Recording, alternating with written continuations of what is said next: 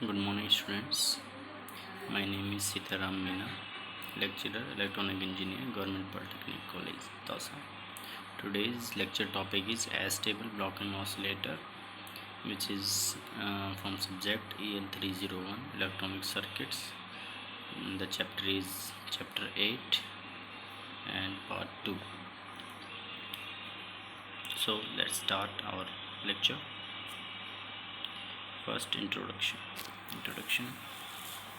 may first, what is oscillator? Oscillator is a circuit which provide an alternating voltage or current by its own without any input applied, बिना किसी input के output AC output प्रदान करता है, उसे oscillator कहते हैं। और जब किसी ऑसिलेटर सर्किट में हम रिजनरेटिव फीडबैक यूज़ करते हैं तो उसे हम रिलैक्सेशन ऑसिलेटर या ब्लॉकिंग ऑसिलेटर कहते हैं। ब्लॉकिंग ऑसिलेटर इसलिए कहते हैं क्योंकि after passing some pulse it blocks the feedback, that is why it is called as a feedback oscillator. So it's type of relaxation oscillator in which the output is जिसमें output जो है वो capacitor की charging और discharging के accordingly change होता है और हमें आउटपुट पर नैरो पल्सेस या ट्रिगरिंग पल्सेस मिलती है। तो इस लेक्चर टॉपिक में हम एस्टेबल ब्लॉकिंग ऑसिलेटर के बारे में पढ़ेंगे कि एस्टेबल ब्लॉकिंग ऑसिलेटर क्या होता है। पिछले लेक्चर्स में हमने जो ब्लॉकिंग ऑसिलेटर की नीड एंड इट्स इंट्रोडक्शन पढ़ी थी, उसके बाद हमने मोनोस्टेबल ब्लॉकिंग ऑसिलेटर पढ़ा था। तो ये जो टॉपिक है वो एस्टेबल ब्लॉकिंग ऑसिलेटर के बारे में है। उसके सर्किट को हम समझेंगे और उस सर्किट के थ्रू हम उसकी वर्किंग को देखेंगे। तो चलिए आगे बढ़ते हैं। तो stable blocking oscillator, if the blocking oscillator can change its state automatically, it is called as a astable blocking oscillator circuit.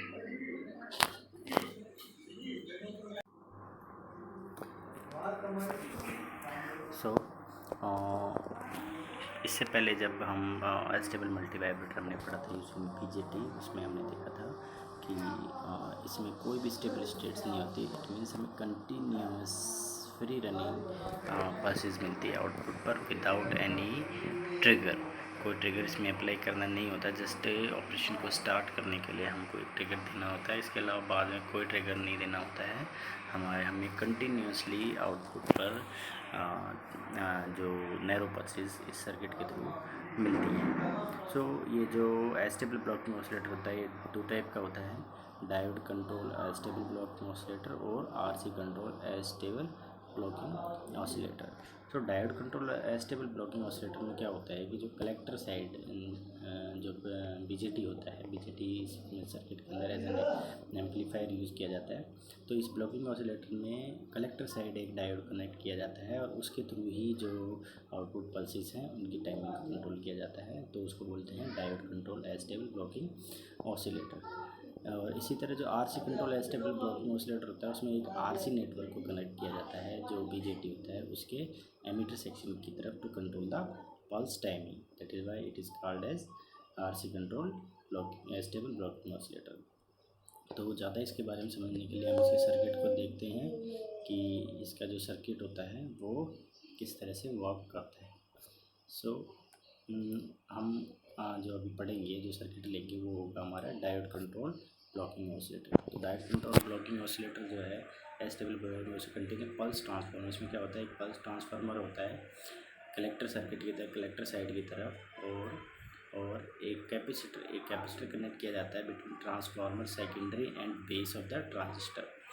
और जो ट्रांसफार्मर की प्राइमरी है और उसमें एक डायोड प्राइमरी, ट्रांसफार्मर की प्राइमरी और डायोड को कनेक्ट किया जाता है कलेक्टर के साथ। The transformer primary and the diode are connected in the collector.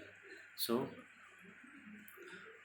ये हम पहले सर्किट देख लेते हैं। ये देखिए इसमें क्या होता है, एक ट्रांसफार्मर होता है, ठीक है, एक ट्रांसफार्मर, ये इसकी प्राइमरी है, ये इसकी सेकेंडरी वाइंडिंग है। इसकी डॉट का ध्यान जरूर रखना कि वर्किंग में डॉट के हिसाब से हम काम करेंगे, क्योंकि डॉट के हिसाब से ही जो वाइंडिंग पोलैरिटी है, जो वोल्टेज की इंड्यूस वोल्टेज है, उसकी पोलैरिटी का पता लगता है।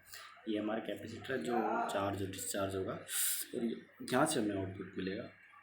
इस कैपेसिटर के थ्रू ये डायोड है जो कनेक्ट है इसके कलेक्टर से बीजेटी के, और ये प्राइमरी वाइंडिंग है जो इसके कलेक्टर से कनेक्ट है, और ये इसकी सेकेंडरी वाइंडिंग है जिसके थ्रू कैपेसिटर को कनेक्ट किया, और ये कैपेसिटर ट्रांजिस्टर के बेस पर कनेक्ट है।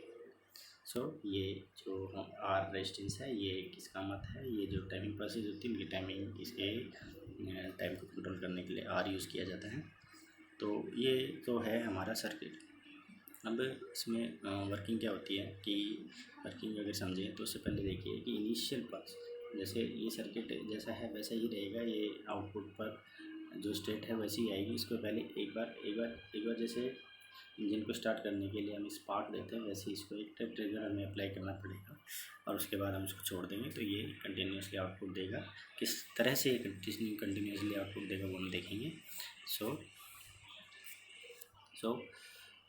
an initial pulse is given at the collector of the transistor to initiate the process, and from there no pulse are required। एक इनिशियल पल्स देंगे उसके बाद कोई पल्स नहीं चाहिए होगी, इसीलिए इसको बोलते हैं stable multivibrator. It means there is a no stable state, यानी ये किसी भी स्टेबल स्टेट पर आउटपुट रुकेगा नहीं, कंटिन्यूसली वो आपका output high low high low high voltage low voltage high voltage low voltage, यानी इस तरह की पल्सेज हमें देता रहेगा। तो ये सर्किट अभी हमने देखा, और इस सर्किट की सारी जो वर्किंग है वो आगे आने वाली स्लाइड्स में मैंने लिखी हुई है। तो स्टेप बाय स्टेप सारी बातें हैं, उससे पहले मैं आपको इसकी वर्किंग समझा देता हूँ कि किस तरह से ये काम करेगा। देखिए, देखो इनिशियली आप जरा ध्यान से देखना है इसको, एक सर्किट कागज़ पर बना लेना, उसके बाद जैसे जैसे मैं बोलता हूँ वैसे वैसे फॉलो करेंगे तो आपको इसकी वर्किंग समझ में आ जाएगी। तो इनिशियली आप मान के चलिए कि हमारा ये जो ट्रांजिस्टर है ये क्या है, ऑफ। अब ऑफ में आपको पता है ट्रांजिस्टर स्विच की तरह काम करता है, जब इसके थ्रू कोई करंट ही फ्लो नहीं करेगा तो जो वोल्टेज VCC यहाँ है वही वोल्टेज आपको यहाँ मिलेगी, क्योंकि करंट अगर फ्लो होगा तो ही कहीं पे वोल्टेज ड्रॉप होगी, अदरवाइज़ नहीं होगी, और सारा VCC यहाँ मिलेगा। इट मीन्स हाई वोल्टेज आपको मिलेगी यहाँ पर आउटपुट पर। तो ये देखिए हाई वोल्टेज शुरुआत में हमको मिल रही है यहाँ पर। ओके, सो अब हाई वोल्टेज मतलब ये यही मिलता रहेगा हमको। तो हम क्या प्रोसेस शुरू करने के लिए क्या करना पड़ेगा, यहाँ पर ये जो कलेक्टर है, कलेक्टर साइड है, यहाँ पर हमको एक ट्रिगर अप्लाई करना पड़ेगा। कौन सा, नेगेटिव ट्रिगर अप्लाई किया हमने यहाँ पे। तो नेगेटिव ट्रिगर को अप्लाई करते ही आप देखिए ज़रा कि पहले क्योंकि यहाँ पर VCC वोल्टेज थी, यहाँ VCC तो कोई करंट फ्लो नहीं हो रहा था, यहाँ पे अब ये नेगेटिव वोल्टेज है, यहाँ पे पॉजिटिव वोल्टेज, तो आपका करंट फ्लो होना शुरू कर जाएगा। ठीक है, यानी इसके थ्रू अब आपको करंट फ्लो होगा आपके BJT के थ्रू। ठीक है, लेकिन इसके कारण BJT ऑन होगा कि ऑफ होगा ये हम देखेंगे। अभी मैं ये नहीं कह रहा कि आपके इसके थ्रू भी फ्लो होगा, मतलब ये कलेक्टर के थ्रू फ्लो होने की कोशिश करेगा, लेकिन आगे जाएगा कि नहीं वो हम आगे देखेंगे कि कैसे होगा काम आगे। ओके, अब मैंने बोला क्या आपको कि ये आपका करंट फ्लो होना चालू। अब देखिए यहाँ पे तो नेगेटिव वोल्टेज, नेगेटिव ट्रिगर दी ना हमने, जब नेगेटिव वोल्टेज यहाँ है और ये देखो इसका P साइड यानी एनोड साइड जो है ये डायोड का वो नेगेटिव वोल्टेज से कनेक्ट है। इट मीन्स ये क्या हो जाएगा, रिवर्स बाइस का मतलब क्या है, ओपन सर्किट हो जाएगा, ये ओपन हो जाएगा, यानी ये कट हो जाएगा, ये सर्किट में इसका कोई रोल, सर्किट में इसका कोई रोल अभी नहीं है। रोल किसका है, इसका। ये देखिए यहाँ से जब करंट फ्लो होगा तो इस वाइंडिंग के अंदर कोई वोल्टेज ड्रॉप होगी कुछ। अब ये जो वोल्टेज ड्रॉप होगी तो अच्छा करंट ऐसी बता दिया मैंने किस डायरेक्शन में होगा, इस तरह से। देखो डॉट से एंटर हो रहा है, तो मैंने आपको बताया था कि जब भी किसी डॉट से करंट एंटर होता है तो जो उसकी सेकेंडरी वाइंडिंग का डॉट है उस पर सेम पोलरिटी आपको मिलती है, यानी कि यहाँ पे पॉजिटिव पोलरिटी है, यहाँ नेगेटिव ट्रिगर हमने अप्लाई किया था तो यहाँ पर आपको पॉजिटिव पोलरिटी मिलेगी। There is a positive voltage induce on this secondary winding. ठीक है, अब आप देखिए कि यहाँ पर पॉजिटिव वोल्टेज आपकी इंड्यूस होगी। इस पॉजिटिव वोल्टेज, ये जो पॉजिटिव वोल्टेज है ये इस कैपेसिटर के थ्रू आपके BJT के बेस को मिलती है, और इस पॉजिटिव वोल्टेज के कारण एक IB करंट इसमें फ्लो होना चालू होता है। ठीक है, तो जब ये पॉजिटिव वोल्टेज एक क्यूमुलेटिव प्रोसेस है, पॉजिटिव वोल्टेज जब इसके कट इन वोल्टेज से ज़्यादा होती है, यानी VB जब हो जाए कट इन वोल्टेज के, तो उस कारण से क्या होगा, ये आपका ऑन हो जाएगा। क्या हो जाएगा, पहले क्या था, ये ऑफ था, अब क्या हो जाएगा, ऑन। ओके, अब ऑन हो जाएगा, इट मीन्स कि इसके थ्रू अब आपका करंट फ्लो होना चालू हो जाएगा। ओके, अब हमें पता है कि जब बीजेटी के थ्रू कोई करंट फ्लो होता है तो उसके कलेक्टर पे जो आउटपुट वोल्टेज है वो घटती है। इट मीन्स अगर ट्रांजिस्टर जल्दी से सेचुरेशन में आ जाता है तो आपका आउटपुट क्या हो जाता है, लो। देखिए यहाँ पे अब आपका आउटपुट जो हाई था वो अब क्या हो जाएगा, लो हो जाएगा। अभी थोड़ी देर लो रहेगा, थोड़ी देर लो होने के बाद वापस हाई क्यों हुआ वो हम देखते हैं। ठीक है, सो हुआ क्या कि आपके इसके अंदर जब करंट फ्लो होने लगा तो आप इसको देखिए ज़रा कि इसके कारण जो करंट फ्लो हुआ, करंट फ्लो होने के कारण इसके अंदर और वोल्टेज इंड्यूस क्या हुई, और भी ज़्यादा वोल्टेज इंड्यूस हुई। इस और भी ज़्यादा वोल्टेज इंड्यूस होने के कारण इसके अंदर भी और भी ज़्यादा वोल्टेज इंड्यूस होगी। ओके, अब इसके अंदर वोल्टेज इंड्यूस ज़्यादा हुई तो वो क्या करेगा, अब इधर से करंट फ्लो करना चालू करेगा। अब ये करंट क्या करेगा, इस कैपेसिटर को चार्ज करेगा। अभी अभी अभी आप देखिए ये ऑन ही चल रहा है ना, ऑन चल रहा है, इट मीन्स लो वोल्टेज आपको मिलेगी आपके कलेक्टर में। ये आपको पता होना चाहिए कि जब आपका बीजेटी ऑन होता है तो उसके कलेक्टर पर आपको जो आउटपुट मिलती है वो उसके सेचुरेशन वोल्टेज के बराबर आपको आउटपुट मिलती है। तो सेचुरेशन आइडियल केस में जो है वो जीरो होती है, इट मीन्स इसको हमने भी जीरो ही माना है। तो मैंने क्या बोला, जब ज़्यादा सेचुरेशन में ज़्यादा करंट फ्लो करेगा तो इसमें ज़्यादा वोल्टेज ड्रॉप होगी और इसमें इसकी वजह से इसके अंदर ज़्यादा इंड्यूस वोल्टेज होगी इस सेकेंडरी वाइंडिंग में। अब इसमें वोल्टेज इंड्यूस होगी, वो इस कैपेसिटर को क्या करेगा, चार्ज करेगा।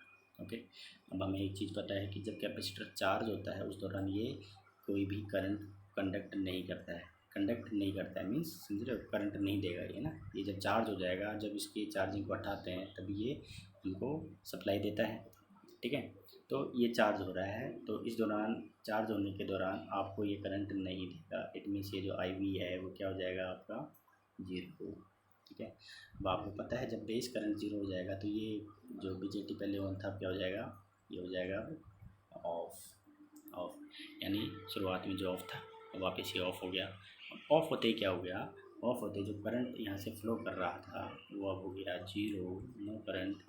जीरो होते ही यहाँ पे आउटपुट आपके वोल्टेज क्या आ जाएगी, वही वीसीसी जो पहले थी हाई वोल्टेज।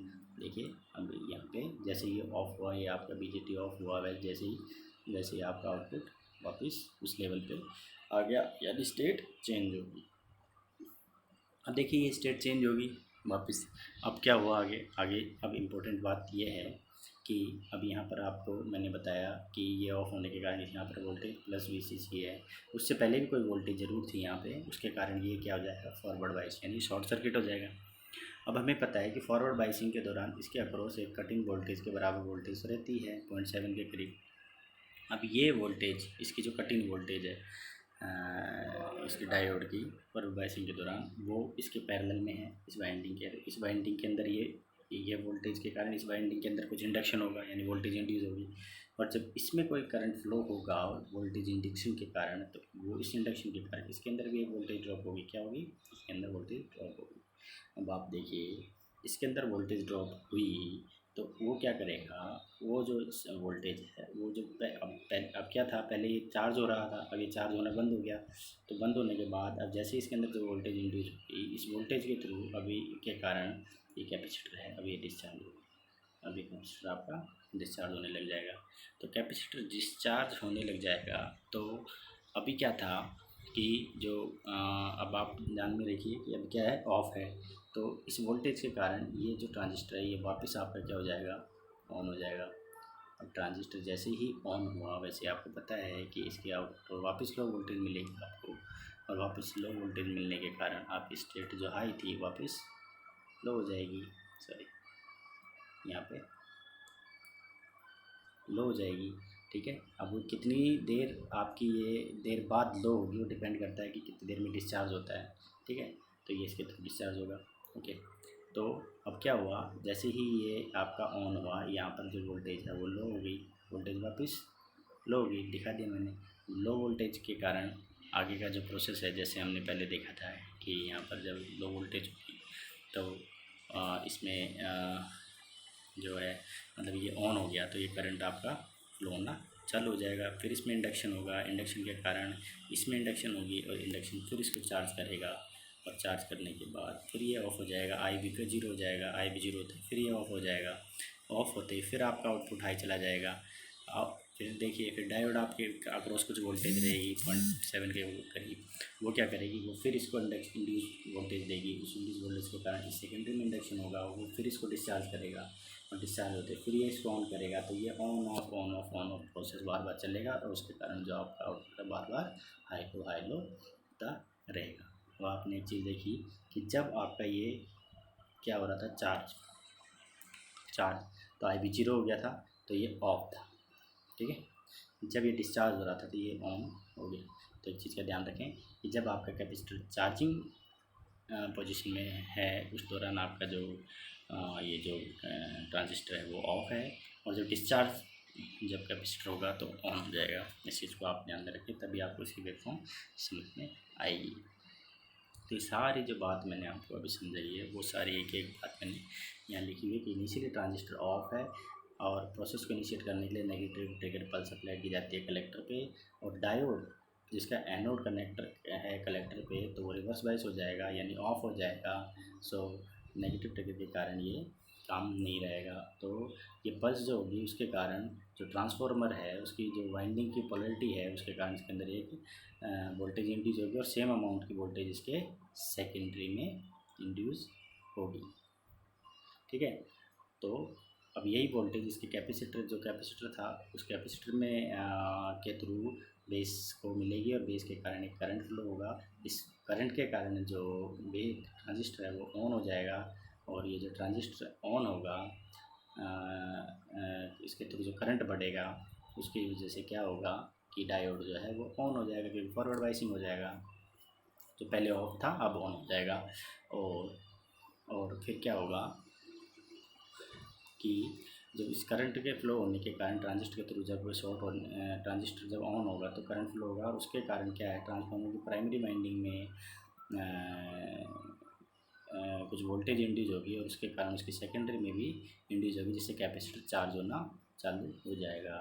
और जैसे जैसे कैपेसिटर चार्ज होगा, मैंने बताया कि उस दौरान ये करंट फ्लो पास नहीं करेगा, तो जो आई बी है वो जीरो हो जाएगा, और आई बी के जीरो होने से जो हमारा ट्रांजिस्टर है वो ऑफ हो जाएगा। और जैसे ही ऑफ हुआ वैसे ही हमारी स्टेट चेंज हो जाएगी आउटपुट की।